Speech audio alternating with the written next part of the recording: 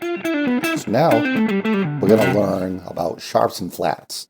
In the last video, we learned all the natural notes on the neck.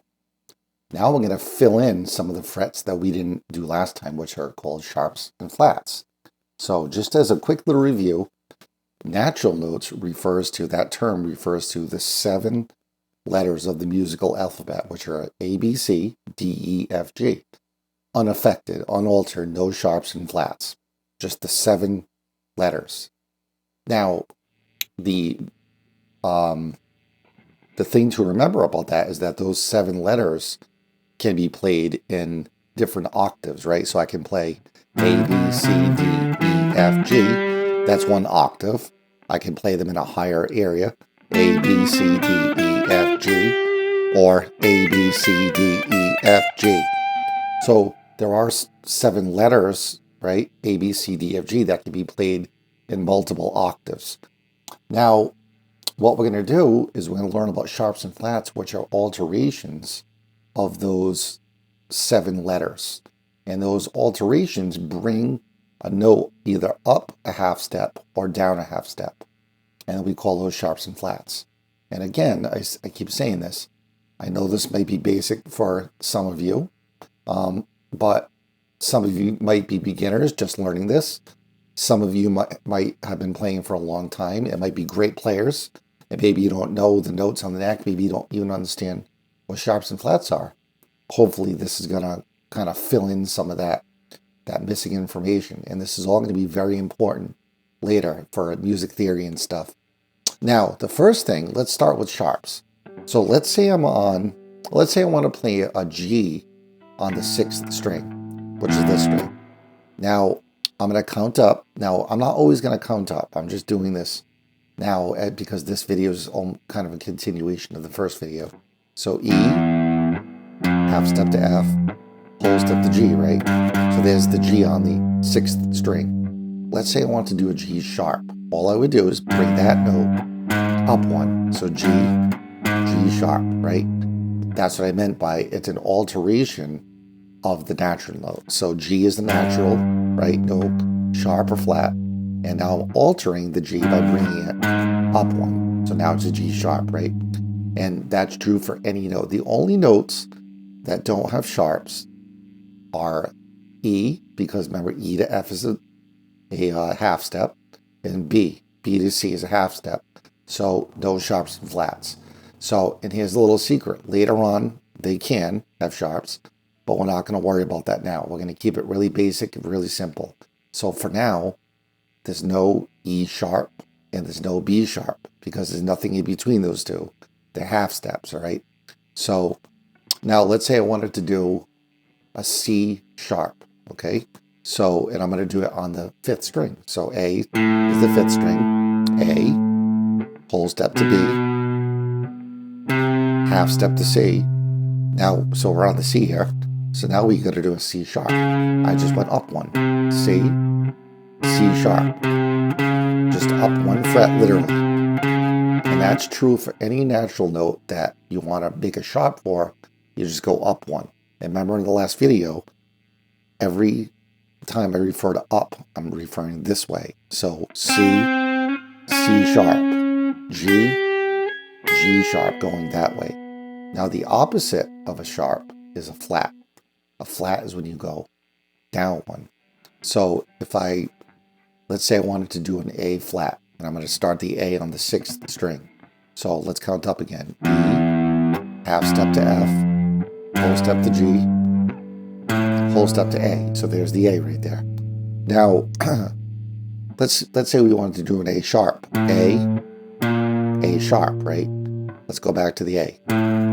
A, flat. See how it's down 1 now, right? The flat is down 1 that way. Now let's do G. We'll do G sharp. Now let's go back to G. Now let's do G flat. See how the flat is down 1 that way. Now we run into not a problem, but something that is a little confusing at first is now we on the frets that are sharp and flat frets can now technically have 2 names, right? So if we go back to the A and we do A flat, right? Now, because it's right below the A, there's A flat, I'm calling it A flat, right? In my mind, I was thinking of it from A. But guess what? That note is also G sharp if you think of it from the G. So G sharp, right? So that note right there on the 4th fret can be either an A flat or a G sharp. So the question is, how do you know which one to call it? There are 2 answers to that. The first answer is that when you're going, actually there's a couple answers to that. I'm going to go through every kind of angle on it because I feel like this is important. When you're going up the fretboard, like if you're going as an exercise to learn the notes on the neck, when you're going upward this way, I like to call them sharps. So E, F, F sharp, G sharp, and so on. I call them sharps going that way. If I was to come the other way, like if I was to start on this E and come backwards, I'd call them flats, E flat, D, and we're going to do this in a little while. But just as an exercise, that's how I would do it. Call a sharp if it goes up, a flat if it goes down, just to learn them. Later on, here's the other part of the answer.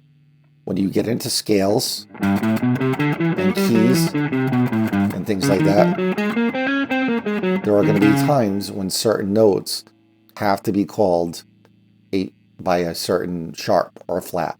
So for instance, in the key of G, and I know this is a little more advanced, but just to answer the question, because I've gotten asked that many times in private lessons and whatnot, how do you know which one to call it? So in this key of G,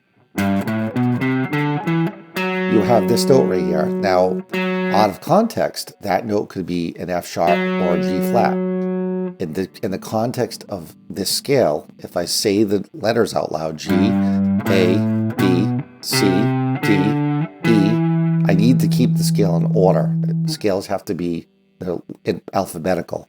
So the last note I'm playing is an E, so I need to call that an F sharp because that's right after E. E, F sharp, G. So I would not go like this. G, A, B, C, D, E, G flat, G, because then I'd have 2 G's in a row. Now, admittedly, that gets a little more complicated, and it's probably not the appropriate place to really get into that, but I just like to give examples of these kind of things, so at least you have the seed planted, So now, getting back to sharps and flats, just kind of out of any kind of context, here's a good exercise to practice. Let's say we're on the E string. You would want to go E, F, F sharp, G, G sharp, A sharp, B, C, half step, right? C sharp, D, D sharp, E. Now, like I said, I call them all sharps going upward because I'm going that way. Okay, now I'm going to start from the E and I'm going to go backwards, playing all the same notes, but I'm going to call them by their flats. All right, so E, E flat, D, D flat, C, P, half step, B flat, A flat, G, G flat, F, half step to E. So that's the idea. So what I just did is going to be what you're going to want to do on every single string, and I'll do one more. So we'll do A. So A sharp, B, half step to C. See, there's no B sharp, right? C sharp, D, D sharp, E, half step to F, F sharp, G, G sharp, A, and then back down doing flats. A flat, G, G flat, F, half step to E, E flat, D, D flat, C, half step to B, B flat, A. Okay, so like I said, do that in every single string. Just go through, figure out the sharps way up, figure out the flats on the way back, and then test yourself. Try to find notes. Say I'm going to find an F sharp on the 6th string. Then I'm going to find an F sharp on the 5th string, and start getting used to where they all are. Now, one last thing. If you've watched both videos at once and you watched the first video for finding all the natural notes, and then you just kind of watch this one, which is fine, don't get intimidated by trying all this at once. Do one first. Do the natural notes first if you don't know that, right? Don't be in a rush to learn them. Don't be in a rush to learn this stuff. In fact, don't be in a rush to learn anything. Just learn it. It's much better that you learn it slowly and it gets absorbed into your brain and you really know it than rush through it and you kind of know it, you don't really know it, that kind of thing. Because the whole point of this is when you get into musical situations and you need to know it, you want to know it, right? You don't want to half know it. So have fun, take care, and I'll see you at the next one.